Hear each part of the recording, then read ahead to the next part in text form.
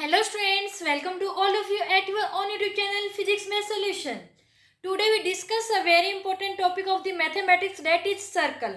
बच्चों, आज हम सर्कल चैप्टर से यानी कि मैथ में जो हमारा सर्कल चैप्टर है, जो हमारे डीएसएसबी में, एसएसबी में, सब में इंक्लूड होता है बच्चों ये चैप्टर, उसके थ्योरम्स करने जा रहे हैं आज। तो थ्योरम बच्चों ध्यान से समझना, क्योंकि अगर आप लोगों को थ्योरम समझ में आएगी तभी आप आगे के इसके सम सॉल्व कर पाओगे।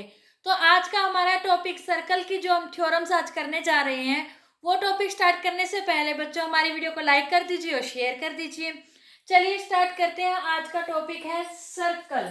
सर्कल क्या होता है इसके बारे में हम लोग हमारी लास्ट वीडियो में पढ़ चुके हैं। तो बच्चों जो सर्कल की थ्योरम्स है वो करने से पहले आपको कुछ पॉइंट्स का पता होना चाहिए। कैसे पॉइंट्स? मान लीजिए कोई भी सर्कल है और एक पॉइंट है, कोई भी एक पॉइंट है। ये पॉइंट अगर सर्कल के अंदर है तो बताइए बच्चों कितनी टेंजेंट इस पे से ड्रॉ किए जा सकते हैं। टेंजेंट पता है ना, हमने हमारी लास्ट वीडियोज में किया है। तो बताओ अगर कोई भी पॉइंट सर्कल के अंदर है कोई भी, तो इससे कितने टेंजेंट ड्रॉ किए जा सकते हैं। चलिए हम इस पॉइंट से टेंजेंट ड्रॉ करने की कोशिश करते हैं। ऐसे लाइन हो सकती है हमारी, यानी कि हम ये कह सकते हैं इससे कोई भी टेंजेंट ड्रॉ नहीं किया जा सकता। क्यों? क्योंकि ये तो सारे सेकेंड बन जाएंगे। टेंजेंट कौन से होते हैं? जो जो सर्कल को एक ही पॉइंट पर कट करता है। कितने पॉइंट पर? एक ही पॉइंट पर। तो यानी अगर कोई पॉइंट सर्कल के अंदर होगा तो उससे कोई भी टेंजेंट ड्रॉ नहीं कर सकते। अब मान लीजिए कोई भी पॉइंट है वो सर्कल के ऊपर हो, मान लीजिए यहाँ पर है, तो इससे कितने टेंजेंट ड्रॉ होंगे बच्चों? इससे एक टेंजेंट ड्रॉ होगा। कितने? एक टेंजेंट ड्रॉ होगा। एक पॉइंट से एक ही टेंजेंट ड्रॉ होगा। ये बात मैंने शायद पीछे वाली वीडियो में भी बताई थी आप लोगों को। अब अगर कोई भी पॉइंट सर्कल से बाहर है, मान लीजिए यहाँ पर है कोई पॉइंट, तो इस पॉइंट से कितने टेंजेंट ड्रॉ होंगे बच्चों? इस पॉइंट से होंगे बच्चों दो टेंजेंट ड्रॉ। कितने?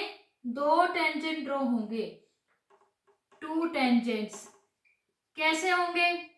मान लीजिए कोई भी टी पॉइंट है, कोई भी एक्सटर्नल पॉइंट है, तो इससे एक टेंजेंट पी पॉइंट पर ड्रॉ होगा और एक टेंजेंट यहाँ पर क्यू पॉइंट पर ड्रॉ होगा। एक बात और बच्चों, एक बात और होती है इसमें, जो एक्सटर्नल पॉइंट से हम जो भी टेंजेंट ड्रॉ करते हैं, इन टेंजेंट्स की लेंथ क्या होती है? इक्वल होती है। यानी टी क्यू बराबर होगा टी पी के। आज बच्चों हम जो भी थ्योरम्स करेंगे ना, वो लगा लीजिए इस चीज पर बेस्ड है। तभी मैंने आप लोगों को ये पॉइंट्स पहले बताए हैं। इस चीज पे अगर ये पॉइंट समझ में आ गए हैं तो आप लोगों को थ्योरम बहुत आसानी से समझ में आ जाएगी। और थ्योरम बच्चों आप लोगों को लगता होगा थ्योरम जैसे नाम से ही मुश्किल मुश्किल मुश्किल, ऐसा कुछ नहीं होता। थ्योरम सबसे ज्यादा आसान होती है, बस जरा सा उस पर ध्यान देने की जरूरत है। चलिए बच्चों थ्योरम्स हम करते हैं। पहली थ्योरम है, मान लीजिए पहली थ्योरम क्या कहती है? The length of a tangent drawn from an external point। ये एक सर्कल है, जो हमने अभी लास्ट वाला जो केस किया था, अगर पॉइंट सर्कल से बाहर है, मान लीजिए ये पॉइंट P है। The length of a tangent drawn from an external point, ये एक्सटर्नल पॉइंट है, इससे हमने टेंजेंट ड्रॉ किए हैं। एक तो टेंजेंट ये हो गया और एक टेंजेंट ये हो गया।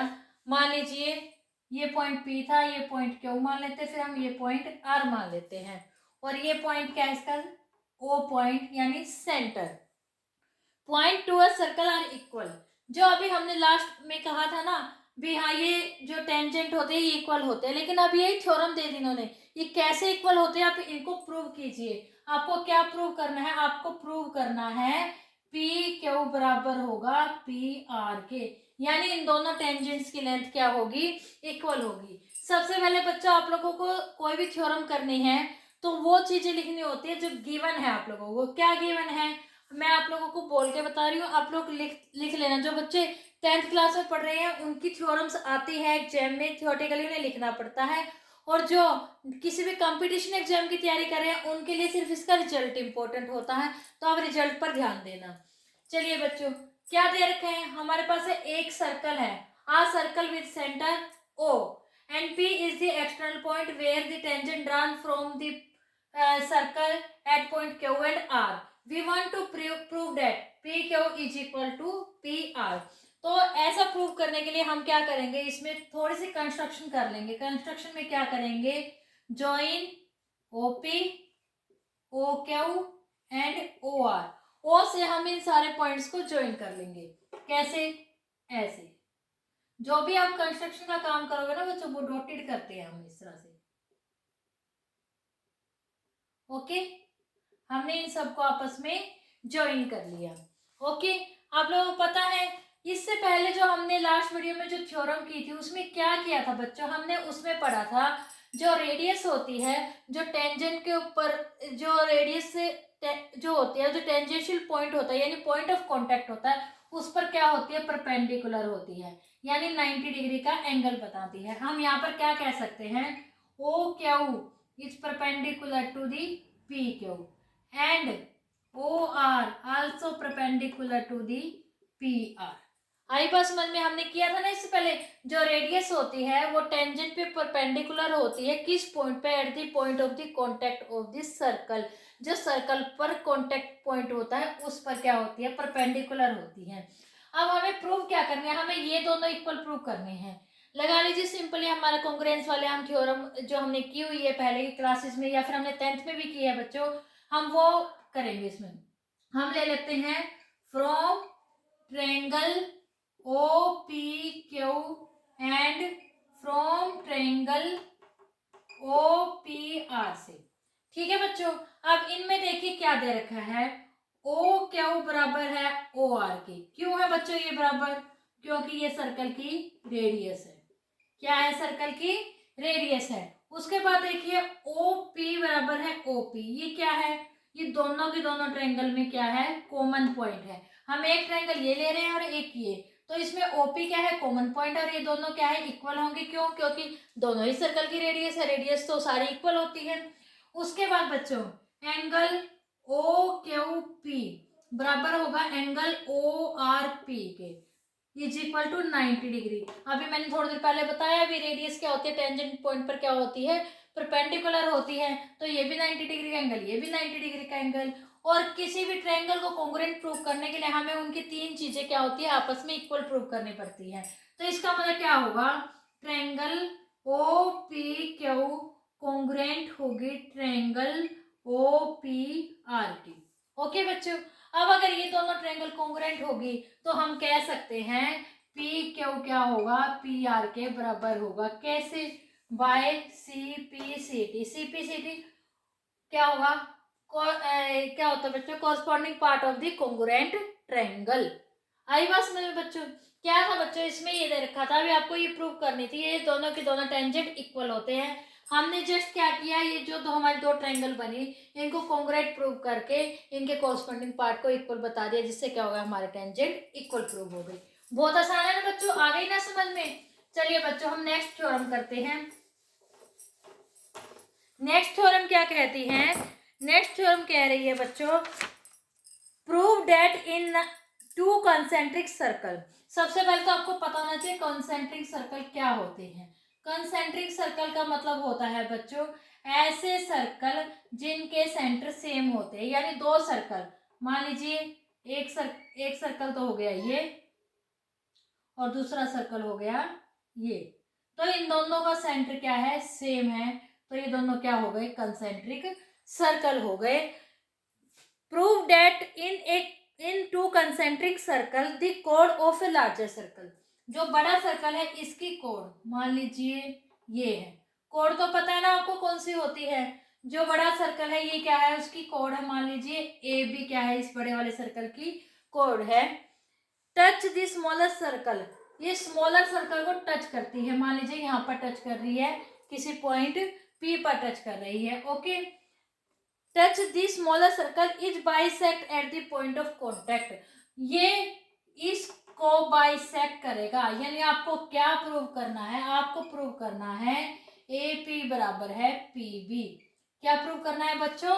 आपको ये प्रूव करना है जिस पॉइंट पर छोटे सर्कल को ये कोड टच करेगी वो पॉइंट इसको बाइसेक्ट करेगा, यानी दो बराबर भागों में बांटेगा।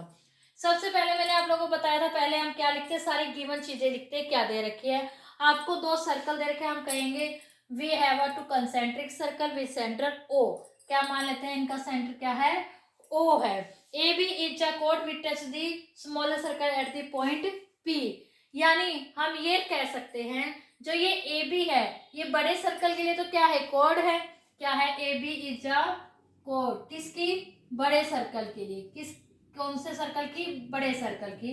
और जो ए बी है वो क्या होगा, वो इस पॉइंट को टच कर रहा है, इस सर्कल को टच कर रहा है, तो ये किसके लिए क्या हो जाएगा, ये हो जाएगा इसके लिए टेंजेंट। टेंजेंट किसके लिए हो जाएगा बच्चों, ये स्मॉल सर्कल के लिए हो जाएगा। क्या हो जाएगा, स्मॉल सर्कल के लिए टेंजेंट हो जाएगा। और हमें पता है सेंटर से जो भी पॉइंट ऑफ कांटेक्ट पर लाइन ड्रॉ की जाती है, यानी जो रेडियस होती है वो क्या होती है, टेंजेंट पॉइंट पर परपेंडिकुलर होती है। क्या होती है, परपेंडिकुलर होती है, हमें पता है। इसका मतलब क्या है, OP perpendicular to A B tangent.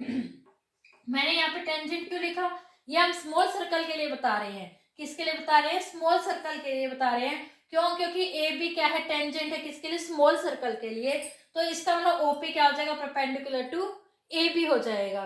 लेकिन जो ये ए बी है, ए बी क्या है, बड़े वाले सर्कल की क्या है, ये कोड है।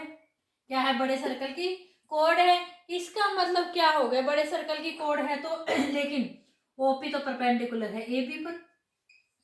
क्या है, लेकिन ओपी तो परपेंडिकुलर है ए बी पर।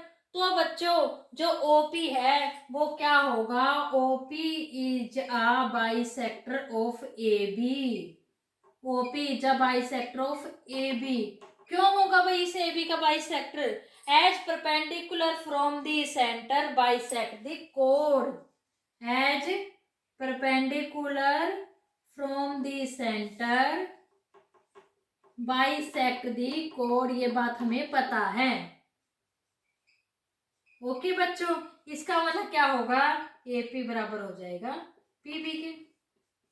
बहुत आसान था ना बच्चों ये तो, इसमें कुछ नहीं, इसमें तो बिल्कुल सिर्फ आपको समझना है भी हमें पॉइंट क्या लिखना है, बाकी सब कुछ ऑलरेडी एक तरह से गिवन ही है। ओके बच्चों, आ गया समझ में। चलिए हम नेक्स्ट एक थ्योरम और कर लेते हैं। नेक्स्ट थ्योरम क्या कह रही है बच्चों, दो टेंजेंट दे रखे हैं TP and T Q are drawn to a circle. एक सर्कल पर दो टेंजेंट ड्रॉ किए गए हैं। मान लीजिए ये क्या है, एक सर्कल है, ये इसका सेंटर है ओ, ये है कोई पॉइंट टी, इससे दो टेंजेंट ड्रॉ किए गए हैं। एक है ये टीपी और एक मान लीजिए टी क्यू, ये पी और ये क्यू, इन्होंने यही दे रखा। Are drawn to a circle with centre O, जिसका सेंटर ओ है, from an external point T. तो आपको प्रूव करना है, क्या प्रूव करना है आपको, एंगल पी टी क्यू बराबर होगा two of angle O P Q. Okay बच्चों, यानी ये वाला angle, angle P T Q बराबर किसके होगा, ओ पी क्यू के, इस एंगल के बराबर होगा। आपको ये प्रूव करना है, ठीक है बच्चों। इसके लिए हमें क्या करना पड़ेगा बच्चों, हमें पता है, सबसे पहले आप गिवन चीजें लिख लोगे। उसके बाद देखिए हमें ये बात पता है, जो रेडियस है, रेडियस क्या होती है, परपेंडिकुलर होती है टेंजेंट पॉइंट पर। इसका मतलब क्या है, OP perpendicular to TP. Okay बच्चों, इसका मतलब ये पूरा का पूरा एंगल कितने का होगा, 90 डिग्री का होगा। क्लियर है, ओके, पता है ना ये बात तो आप लोगों को। तो ये बात पता है तो बच्चों एक बात और देखो, हमने इससे पहले जो एक थ्योरम की थी उसमें हमने किया था टीपी बराबर है टी क्यू। किसी भी एक्सटर्नल पॉइंट से जब दो टेंजेंट ड्रॉ किए जाते हैं तो उनकी लेंथ इक्वल होती है। अगर इनकी लेंथ इक्वल है तो हम कह सकते हैं triangle P T Q is an isosceles triangle. क्यों, आइसोस्केल्स ट्रायंगल तो वही होती है ना जिसकी दो साइड से इक्वल होती है। अब हमने ये दो साइड से इक्वल बता दी तो ये क्या होगी, एक आइसोस्केल्स ट्रायंगल होगी। ओके बच्चों, आइसोस्केल्स ट्रायंगल हो गई तो इनका ये एंगल और ये एंगल क्या होगा, इक्वल होगा। एंगल टी पी क्यू बराबर होगा एंगल टी क्यू पी, ये एंगल बराबर होगा। क्यों, आइसोस्केल्स ट्रायंगल में क्या होते हैं, जो साइड्स इक्वल होती है उनके सामने वाले एंगल्स क्या होते हैं, इक्वल होते हैं। और हमें पता है we know that sum we know sum of all angle of a triangle is 180 degree. जानते हैं ये बात? इसका मतलब sum of P T Q plus में टी क्यू पी प्लस में टी पी क्यू क्या हो जाएगा बच्चों? 180 डिग्री हो जाएगा। ओके, पी टी क्यू तो बच्चों हमें देखो चाहिए, हम इसको कुछ नहीं कर सकते, हमें उसके बाद ओ पी क्यू चाहिए। ओ पी क्यू चाहिए तो ओ पी क्यू हमारा यहाँ से आएगा, इसका मतलब टी पी क्यू को हमें रखना पड़ेगा। तो हम क्या करेंगे?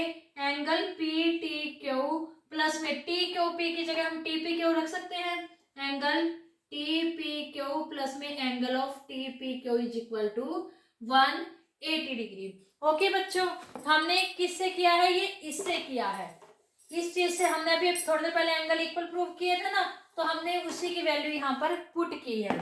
पुट किया तो यहाँ पर क्या आ गया? Angle of P T Q किसके बराबर आ गया बच्चों? पी टी क्यू प्लस में 2 of angle T P Q is equal to 180 degree. इसका मतलब एंगल पी टी क्यू किसके बराबर आ गया बच्चों? 180 डिग्री माइनस में 2 ऑफ टी पी क्यू। यही बात हुई ना बच्चों? किसके इक्वल आ गया? 2 ऑफ टी पी क्यू के इक्वल। या फिर हम ये कह सकते हैं, हमें क्या चाहिए? हमें चाहिए ये, हमारे पास एक तरह से ये इक्वेशन आ गई। ओके, अब हमें पता है एंगल ओ पी टी किसके इक्वल है बच्चों? 90 डिग्री के इक्वल है। 90 डिग्री इक्वल है ना ये पूरा का पूरा एंगल। क्यों? OP perpendicular to TP. और लेकिन ये ओपीटी किसके बराबर है बच्चों? ये बराबर है बच्चों ओ पी क्यू प्लस में टी पी क्यू के बराबर, इन्हीं के बराबर है।